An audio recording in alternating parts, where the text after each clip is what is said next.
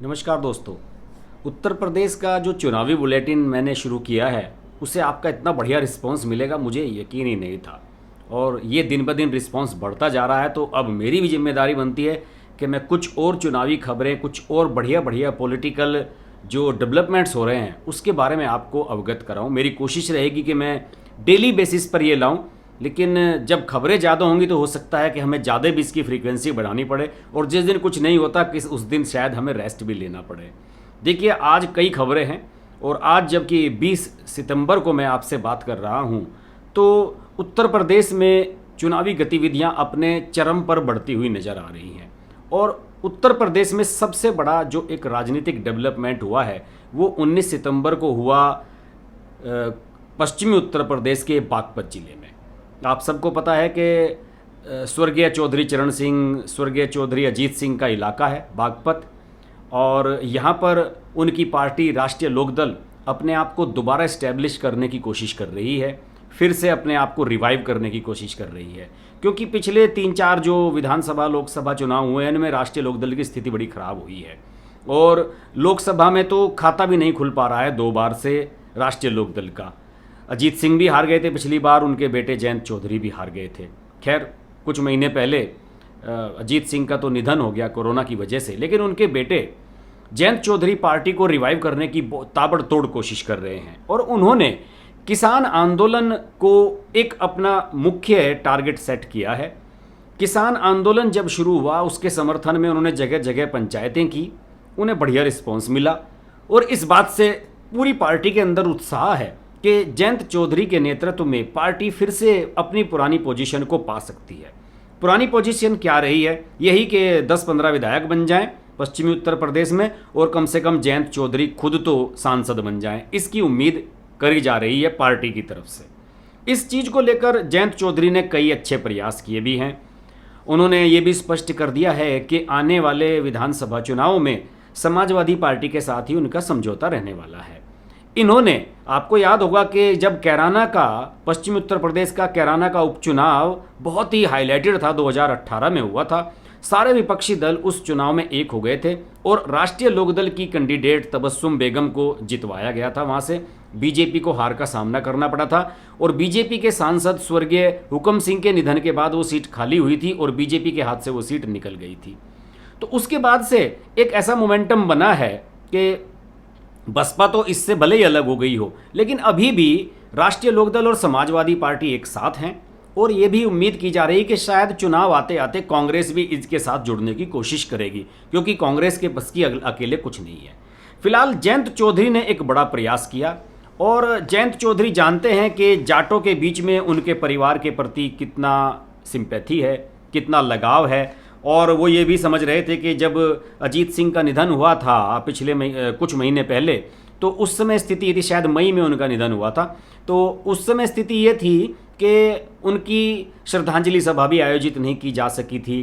Covid का काल चल रहा था, बहुत ही रेस्ट्रिक्शंस थी। इवन जब उनकी अंत्येष्टि हुई थी दिल्ली में चौधरी अजीत सिंह की, उसमें भी बहुत चुनिंदा लोगों को बुलाया गया था, किसी को, सबको ना आने के लिए खुद जयंत ने कहा था। लेकिन 19 सितंबर को आयोजन किया गया एक बड़ा श्रद्धांजलि सभा का बागपत के छपरौली में।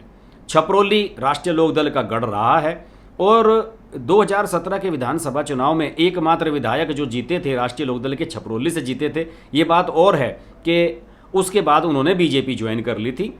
तो राष्ट्रीय लोकदल ने एक सभा आयोजित की जिसे श्रद्धांजलि सभा का नाम दिया गया, और उसमें 36 खापों के चौधरियों को बुलवाया गया, जिसमें नरेश टिकैत, भारतीय किसान यूनियन के जो प्रमुख हैं, वो भी मंच पर मौजूद देखे गए। और उसको लेकर बड़ी मीडिया में भी बड़ी ज़बरदस्त कवरेज आई है। देखिए, मैंने कुछ पश्चिमी उत्तर प्रदेश के अखबार मंगवाए हैं, और ये देखिए पूरे एक पेज की कवरेज पश्चिमी उत्तर प्रदेश के अखबारों ने इसके बारे में छापी है, और इसके तमाम संकेत देने की कोशिश की है कि इससे क्या संकेत मिल सकते हैं। बहरहाल, इसमें यह भी लिखा गया है कि छोटे चौधरी की याद में डूबी छपरौली, और लोग भावुक हो चुके, और जब जयंत चौधरी इस बारे में बोलने के लिए उठे तो वो भी भावुक हो गए, अपने पिता को याद करके, अपने दादाजी को याद करके हवन यज्ञ का आयोजन हुआ, और 36 खापों ने जयंत चौधरी को पगड़ी बांधी, और इसे कहा जा रहा है कि ये एक बड़ा इवेंट है, और इसके दम पर अब राष्ट्रीय लोकदल आने वाले समय में कम से कम जाटों के वोट को मोबिलाइज करने में, अपनी ओर खींचने में निश्चित रूप से सफल रहेगा। कभी 1988 में यहाँ एक बाईपोल हुआ था, उसी से चौधरी अजीत सिंह ने भी अपने चुनावी सफ़र की शुरुआत की थी। और इसमें कहा जा रहा है कि इसमें 50,000 से अधिक लोग मौजूद रहे श्रद्धांजलि सभा में, और पिछले 85 सालों से ये गढ़ है। और इसमें पूर्व केंद्रीय मंत्री सोमपाल शास्त्री भी रहे। सोमपाल शास्त्री अटल बिहारी वाजपेयी की सरकार में कृषि मंत्री बने थे, और जो 1 साल तक चली थी सरकार 98 वाली, उसमें कृषि मंत्री बने थे और उन्होंने अजीत सिंह को हराया था यहाँ से, बागपत से ही। और आज वो मंच पर नज़र आ रहे हैं, क्योंकि अब उनकी जो मोदी एंड पार्टी आ गई है उससे बनती नहीं है। आप अगर सोशल मीडिया पर देखते हो, यूट्यूब वगैरह पर, तो सोमपाल शास्त्री कृषि कानूनों के समर्थन में बोलते हैं और मोदी सरकार के खिलाफ आजकल बोलते हैं। तो उनका भी जुड़ाव फिर से मुझे लग रहा है कि चौधरी चरण सिंह की तरफ हो रहा, चौधरी चरण सिंह की पार्टी की तरफ हो रहा है। उनके पिता सोमपाल शास्त्री के, वो भी चौधरी चरण सिंह के साथी रहे हैं कभी लंबे समय पहले। और इसमें नरेश टिकैत मौजूद थे, राजस्थान के कैबिनेट मंत्री सुभाष गर्ग आए हुए थे, रालोद के प्रदेश अध्यक्ष मसूद अहमद, गठवाला खाब के चौधरी राजेंद्र सिंह वही हैं जिन्होंने किसान यूनियन की जो महापंचायत हुई थी अभी नरेश टिकैत वाली यहाँ पर मुजफ्फरनगर में, उसका इन्होंने बहिष्कार किया था, क्योंकि गठवाला खाप से आने वाले विधायक बीजेपी के उमेश मलिक पर हमला किया था सिसोली गांव में कुछ लोगों ने, तो उसके विरोध में ये सब कुछ हुआ था। तो इस घटनाक्रम के बाद अब एक ये तो आशा बनी रही है कि शायद पश्चिमी उत्तर प्रदेश में राष्ट्रीय लोकदल एक बार फिर से उभर कर सामने आए, और जयंत चौधरी के इस प्रयास को लोग बढ़िया प्रयास कह रहे हैं। इसके अलावा उत्तर प्रदेश में बीजेपी भी अपने अभियान को तेजी से बढ़ा रही है, और 4.5 साल हो चुके हैं योगी सरकार को। इस मौके पर योगी सरकार ने एक कार्यक्रम का आयोजन किया। 19 सितंबर को उन्होंने पूरे प्रदेश में इस तरह के आयोजन किए, और इसमें एक किताब छापी है योगी सरकार ने, जिसका नाम दिया गया है विकास की लहर, हर गांव हर शहर। और इस किताब का विमोचन योगी आदित्यनाथ ने लखनऊ में किया। इसके अलावा योगी सरकार की उपलब्धियों को उनके मंत्रियों, विधायकों ने अपने अपने जिलों पर प्रेस कॉन्फ्रेंस करके गिनवाया। और योगी ने यह भी कहा कि हमने जो केंद्र की योजनाएं होती हैं उन्हें सबसे ज़्यादा अपने प्रदेश में लागू किया है, और 44 योजनाएं ऐसी, और योगी का ये दावा है कि हमने इसमें 80% से ज़्यादा सफलता हासिल की है केंद्र की योजनाओं को प्रदेश में लागू करने में। और उन्होंने अपने सारे काम को गिनवाया। हालांकि विपक्षी दलों ने इसकी आलोचना की है, और अखिलेश यादव ने कहा है कि प्रदेश के लिए 4.5 साल निराशा भरे और डरावने रहे हैं। विरोधी दल हैं, उनकी भी अपनी ओपिनियन होती है। अखिलेश यादव ने कहा कि भाजपा सरकार एक नॉन स्टार्टिंग सरकार है, इसमें डबल इंजन लगे हुए हैं, लेकिन ये अभी तक यार्ड में खड़ी हुई है और यहाँ से निकली नहीं है। मायावती ने भी इस पर रिएक्शन दिया। उन्होंने ये कहा है कि सरकार के दावे ज़मीनी हकीकत से एकदम दूर हैं। और प्रियंका गांधी ने भी कहा कि उत्तर प्रदेश कुपोषण, अपहरण और हत्याओं के मामले में आगे है। और आम आदमी पार्टी जो अभी अभी नई उभर रही है उत्तर प्रदेश में, उसका भी रिएक्शन आया। उन्होंने कहा कि ये विकास का लेखा जोखा नहीं दिया है उन्होंने, बल्कि एक लतीफ़े की किताब छापी है, और इस तरह के बयान उन्होंने दिए हैं। बहरहाल ये तो बात सही है कि आप किसी भी मुद्दे पर लेकर योगी आदित्यनाथ की सरकार की आलोचना भले ही करें, लेकिन पिछले 5 साल में जो विकास कार्य उत्तर प्रदेश में हुए हैं उन्हें देखते हुए तो योगी आदित्यनाथ की सरकार पर कोई सवाल उठा नहीं सकता। हाईवेज़ का मामला हो, बिजली का मामला हो, डेवलपमेंट का तो काम बढ़िया हुआ है। यही वजह है कि देखिए कुछ पत्रकार लोग जो यूट्यूबर्स हैं, लोगों से ओपिनियन लेते हुए घूम रहे हैं गांव-गांव में, लेकिन डेवलपमेंट पर वो भी बात नहीं करते हैं, क्योंकि कामकाज बढ़िया हुआ है। कानून व्यवस्था के मामले में योगी आदित्यनाथ की सरकार ने बढ़िया काम किया है, बढ़िया काम करके दिखाया है। तो इसी वजह से आप योगी आदित्यनाथ की सरकार पर ये तो आरोप लगा सकते हैं कि साहब यहाँ पर लोगों के बीच में सांप्रदायिकता बढ़ी है, फलाना ढिकाना, ये तो विपक्षी वाले लगा सकते हैं आरोप, लेकिन विकास के नाम पर कोई उंगली नहीं उठा सकता। निश्चित रूप से योगी आदित्यनाथ की सरकार ने डेवलपमेंट के क्षेत्र में तो बढ़िया काम किया है। दूसरी ओर उन्होंने माफियाओं पर शिकंजा कसा है। देखिए अतीक अहमद, अफजाल अंसारी, मुख्तार अंसारी, इन सब लोगों का क्या सबक हुआ है, इन सब को किस तरीके से सबक सिखाया है, ये सब जानते हैं। और अखिलेश यादव इसीलिए कहने लगे हैं कि बीजेपी का चुनाव चिन्ह तो बुलडोजर हो जाना चाहिए, क्योंकि इन्होंने अतीक अहमद की प्रॉपर्टीज़ पर और जो भी अवैध प्रॉपर्टीज़ तरह के माफियाओं ने बनाई हुई थी उन सब पर बुलडोजर जमकर चलवाए हैं। और इस वजह से आम जनता के बीच में, खासतौर से पूर्वी उत्तर प्रदेश में, तो योगी आदित्यनाथ के नाम का डंका बजता हुआ नजर आ रहा है। कई मेरे मित्र हैं जो पूर्वी उत्तर प्रदेश में रहते हैं और उनका ये कहना है कि यहाँ पर भाई इस बात का इम्पैक्ट हुआ है कि मुख्तार अंसारी के, अफजाल अंसारी के खिलाफ इन्होंने क्या किया है।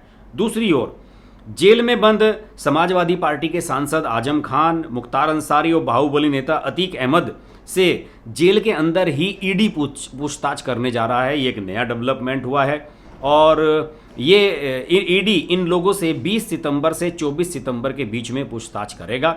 और जो इसमें जानकारी मिल रही है, इन लोगों के खिलाफ पीएमएलए कानून के तहत सेक्शन 50 के तहत केस दर्ज हैं। आजम खान यूपी की सीतापुर जेल में बंद हैं, मुख्तार अंसारी बांदा जेल में बंद हैं और अतीक अहमद को गुजरात की अहमदाबाद जेल में रखा गया है। और आपको बताऊं कि गुजरात की अहमदाबाद की जो जेल है, साबरमती जेल क्या नाम है उसका, उसमें अतीक अहमद से मिलने के लिए असदुद्दीन ओवैसी गए थे, लेकिन प्रशासन ने उसकी परमिशन उनको नहीं दी। और असदुद्दीन ओवैसी कोशिश कर रहे हैं कि ये जितने भी माफिया हैं इन सब लोगों को, मायावती ने तो कह दिया कि किसी को टिकट नहीं दूंगी, मुख्तार अंसारी का भी टिकट इस बार काट दिया है, तो हो सकता है कि वो सबको हड़पने की कोशिश में हो कि जितने भी ये मुस्लिम नेता हैं सबको अपनी तरफ कर लो। तो ये भी डेवलपमेंट तेज़ी से चल रहा है कि इन 3-4 मुस्लिम नेताओं को जो जेल में बंद है, इन्हें लेकर अलग अलग स्टैंड सभी पार्टियों के नज़र आ रहे हैं। दूसरी ओर स्मृति ईरानी बड़ी अटैकिंग मूड में है इस समय और उत्तर प्रदेश का भ्रमण कर रही हैं। उत्तर प्रदेश में राष्ट्रीय कुश्ती चैंपियनशिप अमेठी में आयोजित की गई और इस अवसर पर स्मृति ईरानी वहाँ पर गई थी। स्मृति ईरानी 2-3 दिन अमेठी में रुकी, उसके बाद उन्होंने वाराणसी में रविवार को 19 सितंबर को एक प्रबुद्ध सम्मेलन को भी संबोधित किया और उन्होंने राहुल गांधी और उनकी जो माताजी हैं सोनिया गांधी और गांधी परिवार पर खूब हमला बोला और उन्होंने कहा कि अमेठी में 0 विकास इन लोगों ने कराया था और अब हम काम करा रहे हैं, देखिए उसके नतीजे सामने आ रहे हैं। और स्मृति ईरानी ने वहाँ अधिकारियों को भी डांटा फटकारा, खिलाड़ियों से भी मिली, गांव वालों से मिली, समस्याएं सुनी अमेठी में। और अमेठी में जब 2-3 दिन वो गुजारती हैं तो खूब हैपनिंग होती हैं और उन्होंने कुछ अफसरों को तो बुलाकर इस तरह से डांट दिया कि अगर आप लोग काम ठीक से नहीं करेंगे तो ये आपका अंतिम दफ्तर साबित होगा, ये ध्यान रखिएगा। और ये सख्त एटीट्यूड स्मृति ईरानी का वहाँ देखने को मिला है। तो स्मृति ईरानी के बारे में एक बात और बता दूं कि स्मृति ईरानी को 2017 में उत्तर प्रदेश की सीएम फेस कहा जा रहा था और अब इस बार कहने के लिए तो ये कहा जा रहा है कि योगी आदित्यनाथ के नेतृत्व में ही चुनाव ये हो रहा है और होगा भी। लेकिन अगर चुनाव के नतीजे कुछ और आते हैं और कुछ चौंकाने वाला रिजल्ट सामने आता है तो वो समय दूर नहीं होगा जब स्मृति ईरानी को कह दिया जाएगा कि आप उत्तर प्रदेश की भी कमान संभालिए। स्मृति ईरानी उत्तर प्रदेश में रेगुलर एक्टिव रहती हैं। 2014 में जब वो राहुल गांधी से हार गई थी तो उसके बाद भी वो लगातार अमेठी में जाती रही थी। तो इसलिए स्मृति ईरानी को नेवर लेट डाउन, उन्हें कभी भी आप कम करके मत आंकिए, वो हमेशा बाउंस बैक करती हैं और कुछ ना कुछ नया करके दिखाती हैं। तो उत्तर प्रदेश में बड़ा हेक्टिक चल रहा है सब कुछ। राजनीतिक दल, अब उनके नेता अपने कंफर्ट जोन से बाहर आने लगे हैं और गतिविधियां बढ़ने लगी हैं। इस पर हमारी नज़र लगातार बनी रहेगी।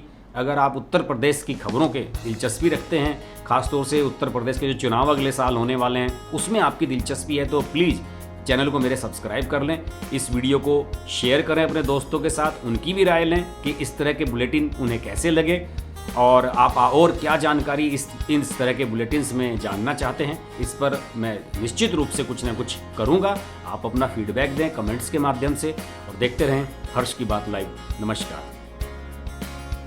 अगर आपको हमारी वीडियो पसंद आई तो वीडियो को लाइक करें, चैनल को सब्सक्राइब करें और नोटिफिकेशंस के लिए बेल आइकन को प्रेस करें।